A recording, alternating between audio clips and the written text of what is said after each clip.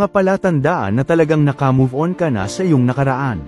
Ang pag-move on ay hindi ibig sabihin na kinalimutan mo ang lahat, ibig sabihin nito ay tinanggap mo na ang nangyari, natuto ka, at handa ka ng magpatuloy. Narito ang ilang senyales na ikaw ay tunay na naka-move on na.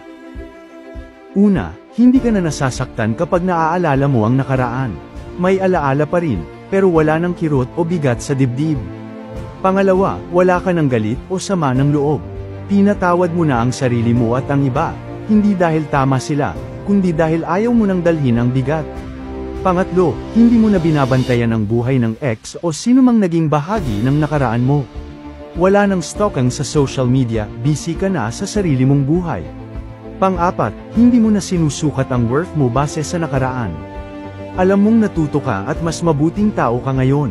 Pang-lima, masaya ka para sa kanila kung saan man sila ngayon. Hindi ka na naiinggit o nagtatanong kung bakit sila ganyan, tanggap mo na may kanya-kanyang landas.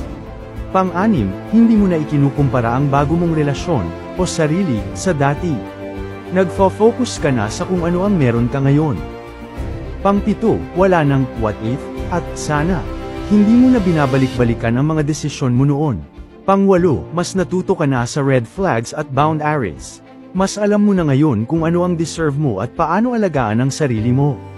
Pang-siyam, open ka na ulit magmahal. Hindi ka takot magmahal o magtiwala, kasi alam mong kaya mo na ang sarili mo kahit anong mangyari. At ang pang-sampo, mas kalmado at magaan ang puso mo. Wala nang bumabagabag, puro pasasalamat na lang sa lesson na iniwan ng nakaraan. Kaya ang tunay na pag-move on ay hindi minamadali, dumarating ito kapag natutunan mong yakapin ang nakaraan ng walang hinanakit. Ang bawat aral na iniwan nito ay naging bahagi ng mas matatag at mas mahinahong ikaw ngayon. Patuloy kang maghilom, magpatawad, at magmahal, una sa lahat, mahalin mo ang sarili mo. Tandaan mo, ang iyong bagong simula ay hindi nakasalalay sa dati mong kwento, kundi sa tapang mong isulat ang bagong kabanata mo ngayon.